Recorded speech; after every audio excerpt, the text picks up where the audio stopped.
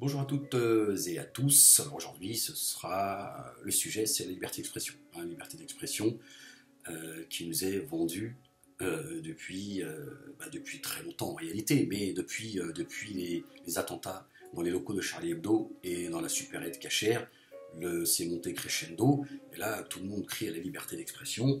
Pourtant, certains n'ont pas le droit à cette liberté d'expression dont certains jouissent. On a Baraka City, par exemple, cette ONG musulmane qui parcourt le monde pour essayer d'apporter son aide aux musulmans qui souffrent de par le monde, a été perquisitionnée le 11 février dans ses locaux. Ce fameux chiffre 11, je pense que c'est une façon de leur dire qu'ils ne sont pas trop contents des informations que Baraka City donne, notamment d'avoir critiqué l'ami de la France, ce dictateur qui a usurpé la chaise, Sisi, qui a acheté aujourd'hui 24... La France a vendu aux Égyptiens 24 avions Rafale. Ce gouvernement égyptien qui tue, qui massacre et qui emprisonne et qui torture sa population parce qu'ils ne sont pas d'accord avec sa politique. Voilà la liberté d'expression que défend la France. Et la liberté d'expression que soutient la France dans certains pays étrangers. Là, par contre, ça ne dérange pas ces crieurs de la liberté d'expression d'apporter une aide à la dictature dans certains pays arabes. D'accord, ces Égyptiens qui ont créé une zone tampon en massacrant les leurs pour les intérêts israéliens, en fait. Donc, je pense que ces avions, c'est pas pour le bien des Égyptiens. Là encore, c'est parce que les choses sont en train de se précipiter. Est-ce que l'État islamique est aux portes d'Israël? Je ne sais pas. Mais les choses s'accélèrent, c'est une évidence. Et donc, Baraka City est victime de cette liberté d'expression à géométrie variable. C'est-à-dire que certains doivent se l'affirmer et d'autres ont le droit de dire ce qu'ils veulent. On en a un exemple concret aujourd'hui, c'est la loi Macron. La loi Macron, le PS a dû se rendre à l'évidence, ils n'ont pas la majorité.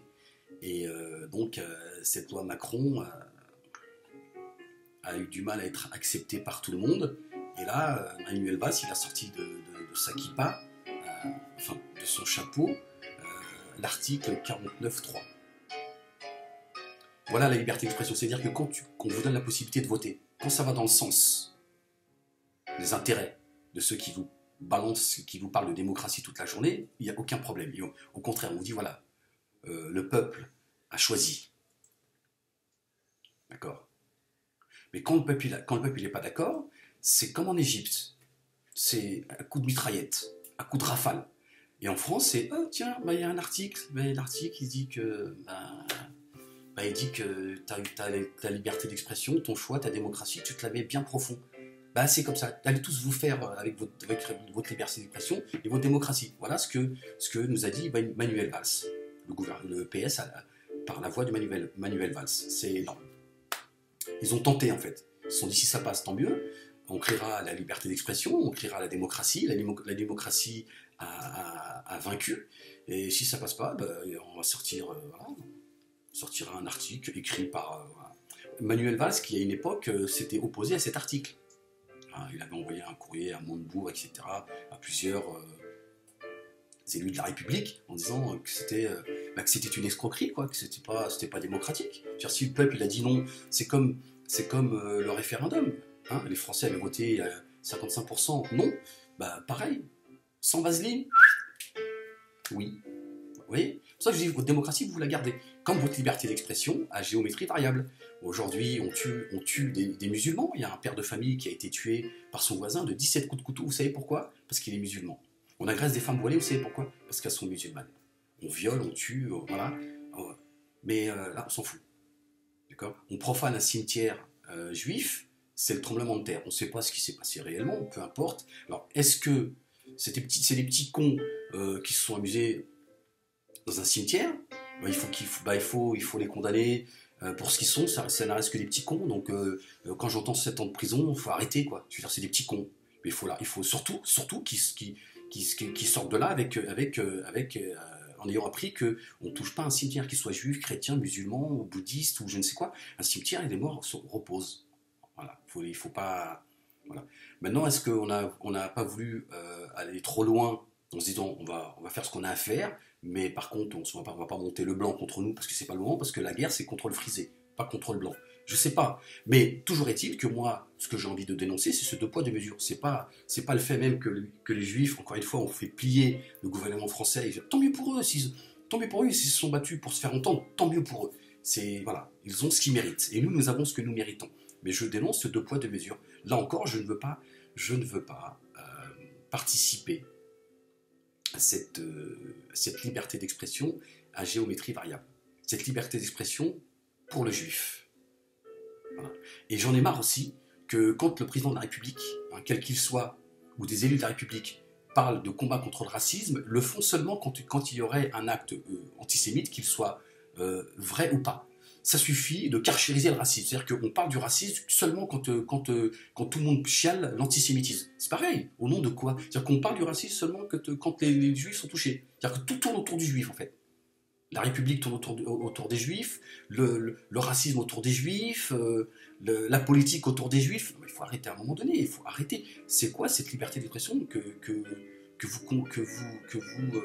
vous défendez? C'est pas la mienne. C'est pas la mienne. Alors que vous me disiez, oui, Ahmed, c'est quoi cette haine envers les Juifs, parce que je reçois des messages, espèce de haineux, espèce de jaloux, tu es les Juifs, tu ne penses qu'à eux, machin. Allez vous faire soigner, les gars, parce que si vous pensez réellement cela, allez vous faire soigner. Il y a des bons médecins en France. Arrêtez de penser que la terre entière ne pense qu'à vous. Je ne fais que dénoncer une réalité. Elle est là, elle est factuelle. Voilà. Tu m'oublies 5 minutes et tu écoutes cependant ce que je suis en train de dire. Quand je vois sur la chaîne israélienne BFM TV, dont je vais vous parler dans les minutes à venir, que l'on nous lit des prières juives, que l'on nous fait vivre ce moment, je me dis, ça suffit, quoi. Parce que pourquoi est-ce que BFM TV ne va pas chez cette veuve qui a perdu son mari, qui a demandé à sa femme et son enfant dans les bras de se sauver pour qu'ils aient la vie sauve, sauve-toi avec le bébé, et qu'il a été tué de 17 coups de couteau parce qu'il est musulman. Cette femme qui vient de se faire agresser enceinte de 5 mois parce qu'elle est voilée. Et il y en a d'autres comme ça. Et depuis les attentats dans les locaux de Charlie Hebdo et dans la supérette cachère, les actes anti-musulmans n'ont fait qu'augmenter. Et on nous parle d'une augmentation d'actes antisémites. Voilà, ça suffit. Ça suffit ce mensonge. D'accord? Il y en a marre. C'est un fait. Donc pourquoi est-ce que ces chaînes nationales, qui ont déjà le droit, eux, d'exister, cette chaîne israélienne de BFM TV nous fait vivre ce moment en live, et on tait une réalité que vit la communauté musulmane en France. Pourquoi? Donc moi, je n'ai pas envie de cette liberté d'expression, de cette démocratie à géométrie variable. Je n'en veux pas. J'en veux pas aux Juifs de s'être donné la possibilité d'exister et de plier le gouvernement, comme l'a fait le CRIF pendant longtemps. Ils ont cessé parce qu'ils ont compris que tout le monde en avait plus que marre de convoquer le gouvernement français en permanence. Tant mieux pour eux. C'est pas à eux que j'en veux. Moi, j'en veux même pas au CRIF. Je combats le CRIF. Je combats cette influence juive. Mais c'est pas à eux que j'en veux. J'en veux à ceux qui prétendent représenter tous les Français. Ceux qui nous demandent de respecter cette démocratie. Je dis non, c'est ta démocratie, c'est pas la mienne. Moi, je veux pas d'une démocratie à géométrie variable. Tout pour les Juifs, rien pour les autres. Je n'en veux pas. Et c'est pas m'en prendre aux Juifs. Je veux pas de ta liberté d'expression, telle que celle de Ruth Krief, qui est la responsable de cette chaîne israélienne, BFM TV, qui fait taire de manière immonde l'un de ses journalistes. En plus, c'est pas l'un des journalistes, c'est un journaliste qui travaille sur BFM TV depuis bien longtemps, et qui rappelle, suite aux propos de Roland Dumas, qui lui pense aussi qu'il y a une influence juive en France. C'est un fait, c'est pas être anti-juif que de le dire. Tout à fait, c'est humain. C'est humain. Il y a une influence juive qui veut prendre toute la part du gâteau. Et il y a certains, dont moi, qui disent non, c'est pas juste. C'est pas juste. Que vous ayez votre place, c'est tout à fait normal, mais que vous preniez la place des autres, c'est pas normal. Voilà. Et Roland Dumas pense que Manuel Valls, aujourd'hui, qui a une influence dans ce pays, est sous l'influence de sa femme. Je pense qu'il a raison. Est-ce que c'est être anti-juif de dire cela? Pas du tout. Et on ne peut pas reprocher à sa femme non plus de travailler pour les intérêts juifs et israéliens. Elles se sentent juives et israéliennes. Bon, et nous, on a juste envie de dire stop, tu te calmes, tu te calmes. Hein, si t'aimes Israël à ce point-là, tu prends ton chéri et vous allez vivre là-bas. En France, nous, on aimerait bien que cette France soit... que l'on respecte la majorité des Français qui sont de racines chrétiennes. Ça serait déjà une bonne base. Hein, d'accord? Et on demande aussi à cette majorité de respecter la minorité. C'est le minimum aussi. D'accord? Moi, je veux bien respecter le pays dans lequel je vis, mais de leur dire, attendez, vous n'allez pas faire de moi le musulman que vous aimeriez que je sois. J'essaie de comprendre qui je suis déjà. Voilà, dans de bonnes bases. Mais de prendre tout le gâteau, à un moment donné, il y a des gens qui disent stop. Eh bien, suite aux propos de Roland Dumas, il y a ce journaliste sur BFM TV qui a rappelé les propos qu'avait tenus Manuel Valls, hein, le démocrate, dans une radio communautaire juive. C'est très curieux.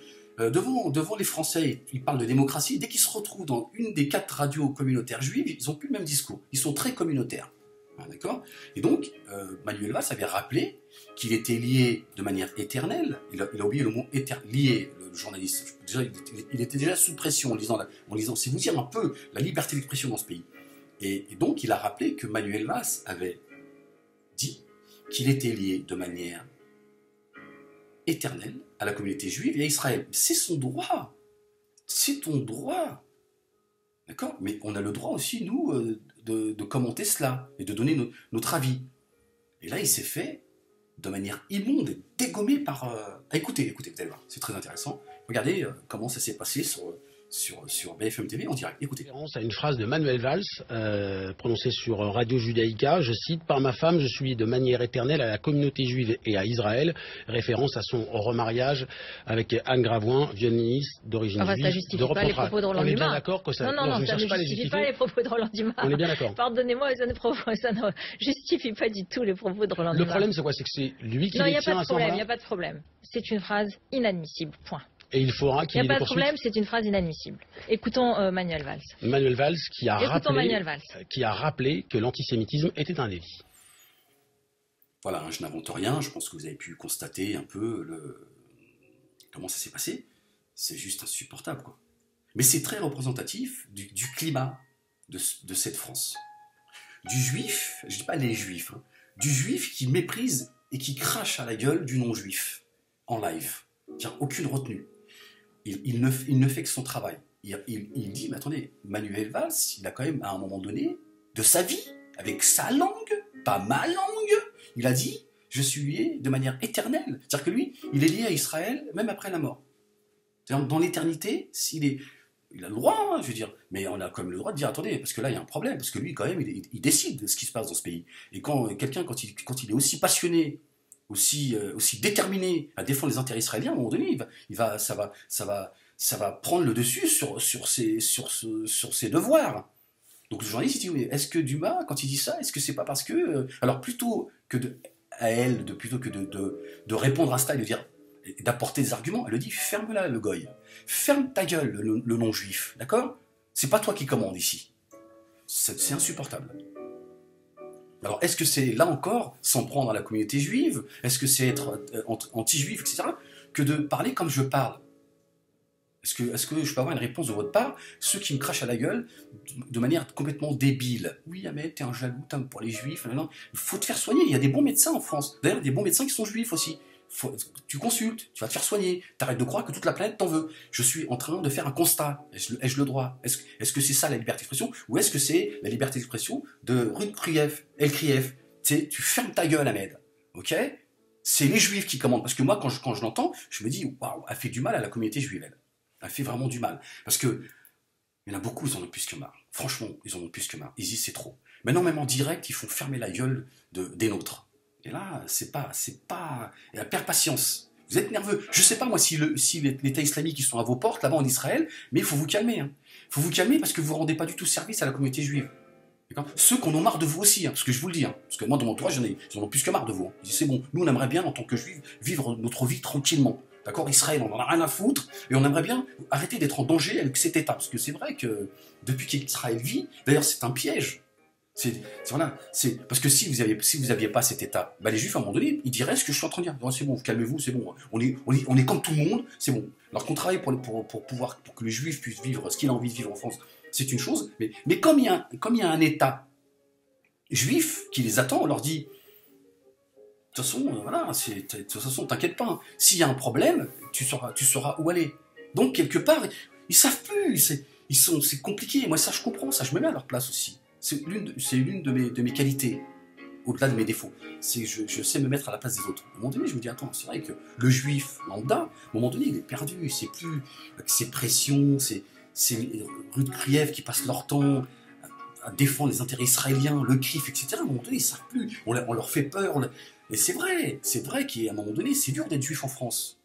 Mais pas parce qu'ils sont en danger. Parce qu'à un moment donné, c'est vrai qu'avec le climat que le monde médiatico-politique installe, ce climat de peur, à un moment donné, je me mets en place, je me dis, c'est vrai qu'à un moment donné, certains doivent être perdus, se dire, attends, c'est bon, qu'est-ce qu'on a fait aux Arabes, qu'est-ce qu'on a fait aux Français, lambda, aux Français à dire dessous, qu'est-ce qu'on fait, nous? C'est vrai que c'est compliqué. Et quand je vois le comportement de Ruth Krief sur BFM TV, c'est vrai que c'est insupportable. C'est insupportable de comme l'a fait Claude Lelouch, hein, quand il a dit « Regardez, je vous ai ramené un gars, il vient vous filmer. » Ça suffit. Ça suffit ce mépris parce que c'est vous, en fait, qui êtes en train de monter la sauce. C'est pas... D'accord? Voilà. Donc, soutien à Baraka City, faites tourner l'info, faites savoir que Baraka City ont été injustement perquisitionnés dans leurs locaux, comme des criminels, alors que d'autres ONG viennent, soi-disant, apporter leur aide aux chrétiens, je ne sais quoi, et en réalité, c'est pour... tenter de contrôler les territoires où ils mettent les pieds. Voilà, donc Ruth Krief, tu gardes ta haine déjà du non-juif, garde ta démocratie, ta liberté d'expression. En fait, tu n'es rien d'autre, toi et ta chaîne, qu'une chaîne d'escrocs, vous êtes des escrocs, et vous ne travaillez que pour les intérêts israéliens et rien d'autre. Voilà, donc tu gardes ta liberté d'expression de merde, d'accord? Ok. Et je regrette que ce journaliste n'ait pas un minimum, une fierté d'âme pour la remettre en place, ne serait-ce que gentiment, et lui dire, écoute, ferme ta gueule, ok? Tu me parles pas sur ce ton comme ça en live, devant toute la France, d'accord? Ferme-la, ok? Je suis journaliste, je fais mon travail. Donc les propos que Manuel Valls a tenus, je suis là pour les rappeler, d'accord? Maintenant, si tu as un problème, oh, il s'est fermé de manière... Mais voilà, tu es représentatif de cette grande majorité de Français qui ont baissé leur froc. Voilà pourquoi on est là. Et on me demande à moi de le baisser. Tu vas voir si je vais baisser mon froc. Allez. Peace.